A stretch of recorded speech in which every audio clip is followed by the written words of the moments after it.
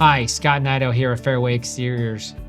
Before I founded Fairway Exteriors, I spent almost 2 decades at James Hardie directly. And one of the most common questions that I get in Kansas City is, I'm not sure how long I'm gonna be here. Like, walk me through the pros and cons of why Hardie. And I think most homeowners get that. I'm tired of repainting. I'm tired of being on a hamster wheel. I'm constantly patching and repainting.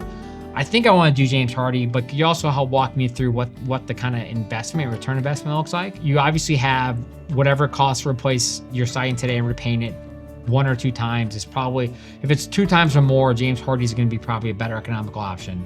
But there's also what's going to do to resale value. And so James Hardie Fiber Cement's got tremendous curb appeal.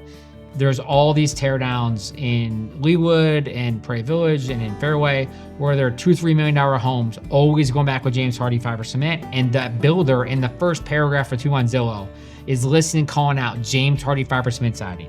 So they think it adds tremendous value on a $2 or $3 million teardown. That's a spec home. Hardie's one of the first things they call out, and they always put on their homes.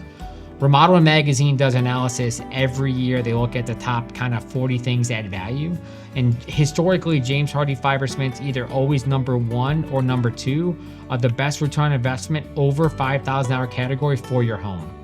Most homeowners want their dream kitchen. They want their dream master bathroom. They want their dream closet. But they want the exterior to look beautiful and be well maintenance. And so that's where James Hardie really shines.